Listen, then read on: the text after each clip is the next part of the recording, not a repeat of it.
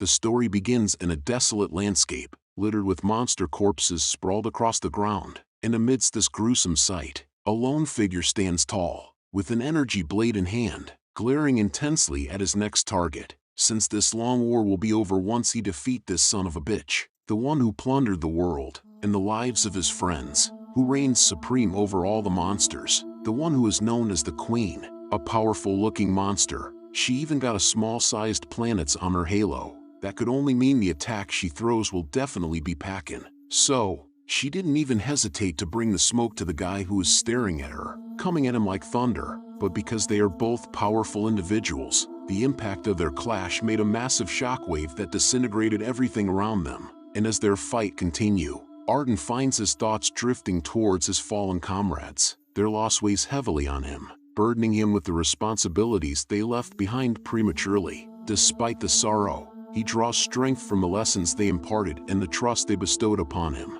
They knew he was the strongest among them, which is also why he is the only one who is left standing. And the only thing he could do now is to fight with everything he has. So he presses forward in the fight, and each blow is a tribute to their memory. And amidst the sea of faces he recalls, one stands out, the one he holds dearest to his heart, the representative of the fairies, Elena. But he couldn't save her either, so to atone for that sin, he refuses to embrace death until he fulfills the cherished wish of the one he loves, by piercing right through that son of bitch called Queen. With this, he got to close his eyes in peace, as he now believes that he and the ones he cherished will once again meet, and he will always be waiting, even in repentance, facing the consequences brought forth by his selfishness. With this in mind, his spiritual body broke through the darkness, and was now floating to an unknown destination.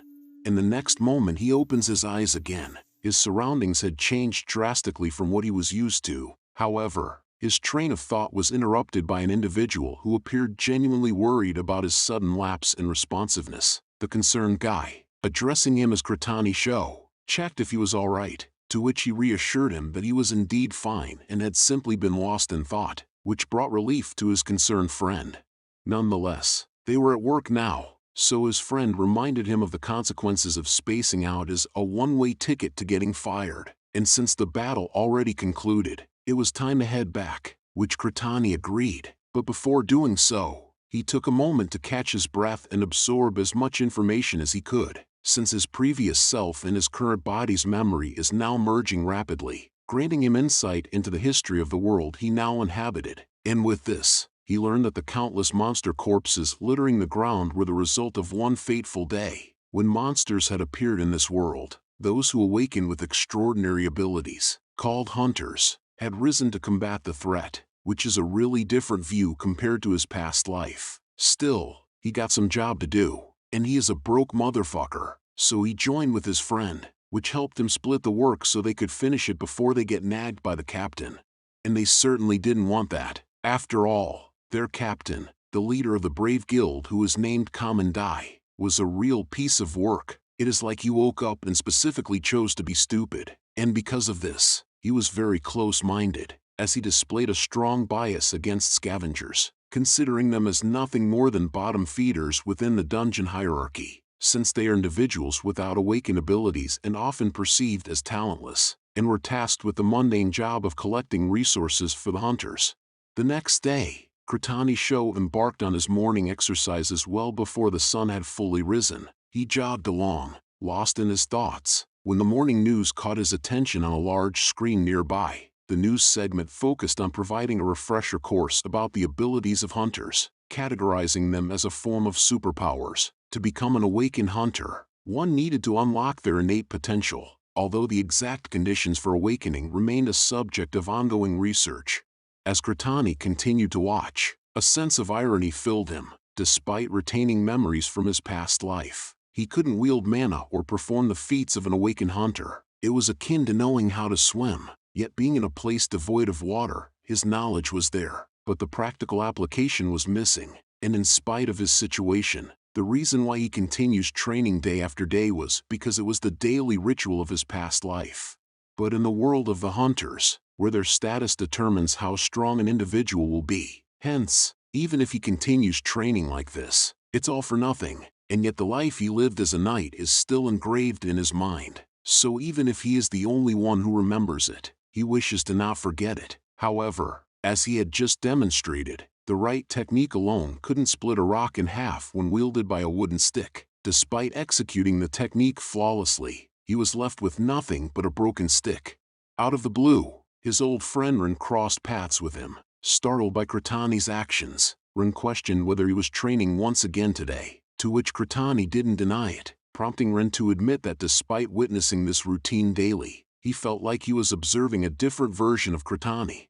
But Kratani dismissed Ren's observation. In response, Ren offered some advice, suggesting that Kratani pick a different spot for his training. After all, swinging a wooden stick at his age might project an unintended image of him online. Despite this, Ren had a hunch about Kratani's motivations, so he directly asked whether Kratani was aiming to become a hunter, to which Kratani confirmed, and earn a lot of money. Just like many others, becoming a hunter came with numerous perks, including an annual income in the billions, admiration from the others, and the opportunity to stand on the front lines against the unknown threats. In this world, they were truly in the era of hunters. And Kratani's response brought a smile to Ren's face, since he shared the same sentiment, believing that people who had something to protect always needed money. And speaking of becoming a hunter, the raid schedule of the next dungeon will be released tomorrow, and he hopes that they don't go anywhere too dangerous, which Kratani is hoping as well. But to everyone's dismay, as the next day arrived, the captain announced to everyone that the dungeon they will be tackling this time will be the Labyrinth of Reincarnated. With this, shock and concern filled their faces because they had heard rumors that this dungeon was exceptionally dangerous. Even amongst C-rank dungeons, even different guilds had gone in and come back heavily beaten, and this news was alarming for them, especially since they had only recently reached D rank, so targeting Reincarnated seemed overly ambitious. However, since their captain has a trash for a brain, he ignored their complaints, and he even disrespected them by suggesting that they shouldn't be lumping cleaners like them together with the hunters, and he believes that if they are being paid, they should just stop whining and listen to the orders, so they shouldn't act like their opinions matter. And even with such disrespect, the captain was confident they aren't just going to quit, because in this industry, trust is the most valued asset, so people who leave before the end of their contract will not be hired anywhere else. And even if he kept his mouth shut, rumors spread on their own. With such display of wickedness, Kratani couldn't help himself but sigh, which diverted the attention to him, and so the captain lashed out his anger on Kratani and teach him about manners. But before he could scold him even further, Ren caught the captain's attention by agreeing to participate in the raid. This prompted others to follow Ren's lead, as they trusted him more as a leader than the captain. The captain, wearing a self-satisfied smile, couldn't believe how easily these idiots had changed their minds. If they were going to fold under this little pressure, he believed they should have just followed orders from the start. With that, he promptly left the scene. The following day, the brave guild assembled at the dungeon's entrance, but before the actual raid began, the captain decided to give them a rundown of what they needed to do. So he called out all the hunters' names and assigned them positions within the dungeon. However, as he did this, Kratani couldn't help but notice the worried expressions on everyone's faces. Still, it was understandable, given that many of the hunters seemed unwilling to join the raid but were forced to comply. Even the scavengers were treated similarly, so everyone is on the edge as they enter the dungeon, while Kratani, on the other hand, maintained his stoic expression, silently hoping that this wouldn't be his first step towards death. A few moments later, the entire guild had entered the Labyrinth of Reincarnated. As they proceeded deeper into the dungeon, some of the hunters began to notice that things didn't quite match up with what they had heard about it, yet they hesitated to report their observations to the captain, considering it was just a mere C-rank dungeon.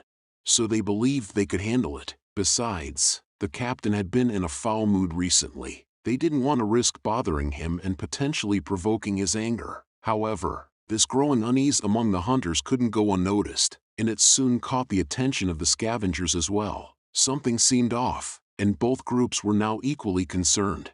But even before they could find answers to their worries, everyone sensed the presence of a monster up ahead, so they quickly halted their advances and prepared for what was to come. To their surprise, it wasn't just a single monster, it was an entire squad about to jump on them. With this, the hunters were startled, thinking this was too much to handle right from the start. However, the captain's words managed to change their perspective. He urged them not to hesitate and to act if they wanted their share of the money, and despite the sheer number of monsters, he belittled them, referring to them as mere bugs. Witnessing the captain easily dispatch one of the monsters, his subordinates gained their composure and joined the fight.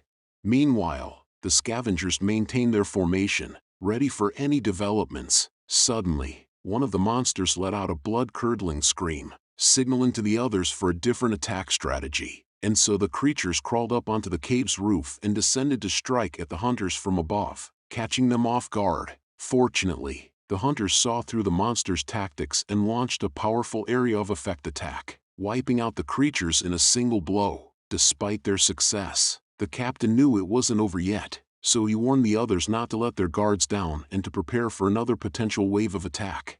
And just as he had predicted, a colossal armadillo-like monster with a crystal on its back appeared before them. Its appearance left no doubt that it was the mid-boss known as Gallus, but before it could launch an attack, the hunters decided to take the initiative, so they aimed their strikes at its head while trying to avoid its tail. But despite knowing its weaknesses and attack patterns, the mid-boss is still fucking huge, making it difficult for some hunters to dodge its tail attacks. And this motherfucker could even leap, so the short-range hunters were left with no choice but to rely on their magician unit. Fortunately, the magicians didn't disappoint. As they completed their preparations, they unleashed a barrage of attacks on the mid-boss simultaneously. As a result, the boss fell from where it once stood. They assumed they had defeated it.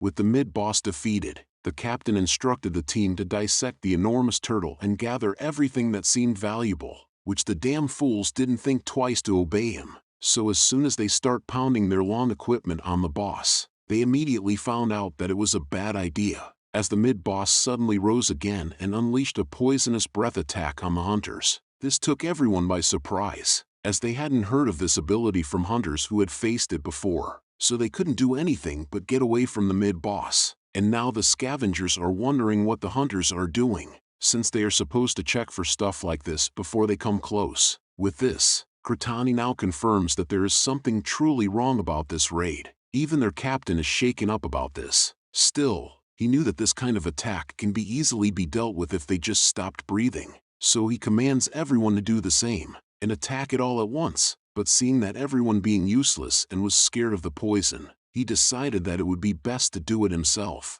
So he rushed forward and killed the mid-boss before it could launch another poison breath. With this, the hunters restored their composure, and was now thinking of checking the equipments and getting the injured to be healed.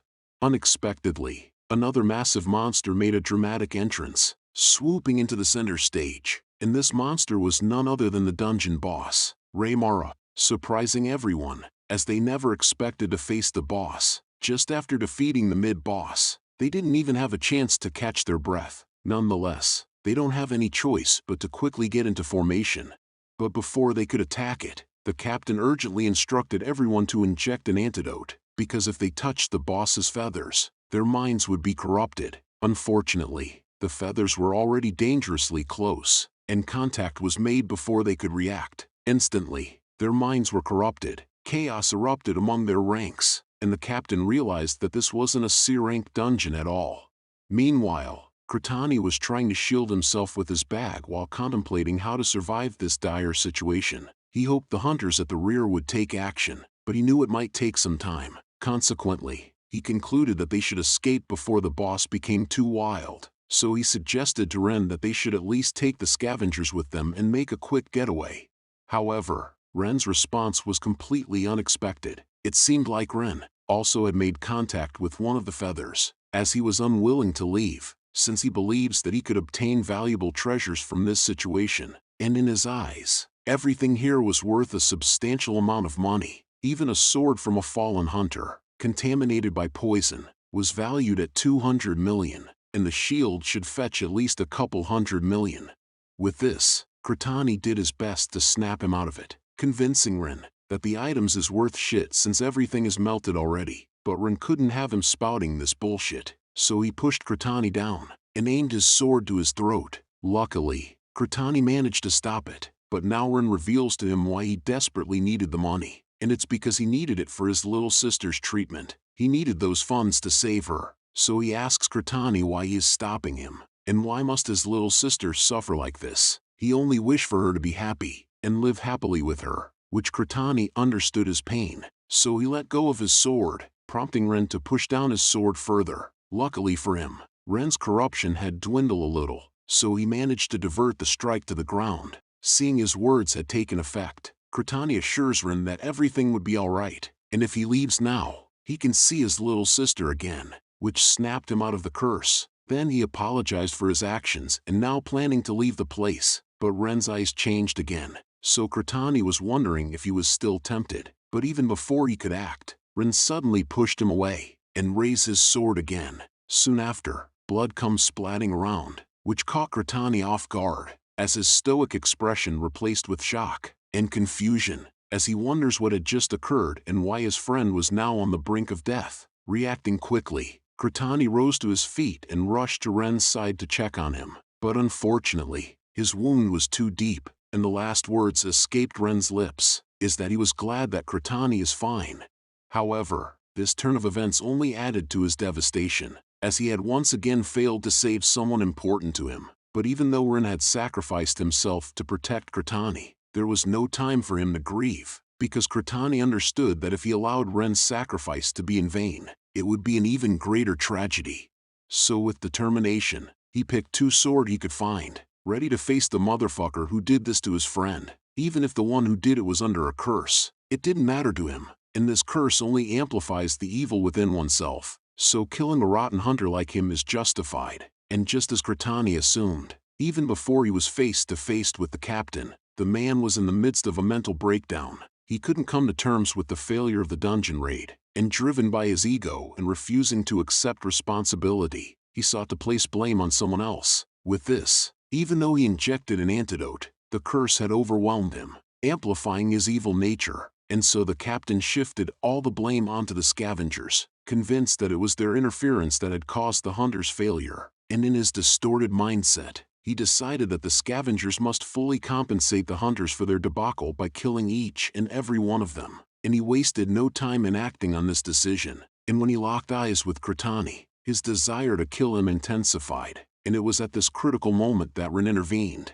sacrificing himself to save Kratani, which led to the present moment, where Kratani had silently vowed that their captain would meet his end that day. However, the captain didn't take him seriously at all, as he saw Kratani dual-wielding swords like it was some kind of game, and before they even started fighting, the captain was berating him, and he firmly believed that there was a massive gap in status between them, given his hunter status and abilities. To him, Kratani, a young man who hadn't awakened yet, was nothing more than an insignificant ant, and to prove this, he boastfully claimed to gouge out Kratani's eyes. But even before he could finish his sentences, Kratani disappeared right in front of him, surprising the captain. But what shocked him even more was that he could only sense Kratani's presence when he was dangerously close, and was about to decapitate him. Still, he was a hunter, so he was fast enough to block Kratani's attack, and was able to retaliate, but Kratani dodged it again. So now the captain was on edge, while Kratani assessed his situation first.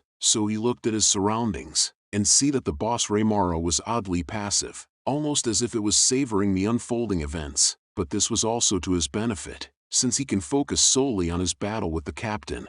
So without hesitation, Kratani leaped forward to attack, launching a relentless barrage of strikes. The captain, however, had no intention of being overpowered without a fight, so he retaliates, and Kratani barely dodged it, which was understandable since he is at a disadvantage after all, because even though his brain tells him to dodge the attack, his body couldn't keep up. So he was trying to figure out a way to even use 1% of his powers from the previous world. But as soon as he saw his opponent getting flustered after realizing it is not a one-sided situation, a confident smile crept across Kratani's face, since he felt assured that devising complex strategies wouldn't be necessary, as he believed he had what it takes to defeat this shitting bastard in front of him.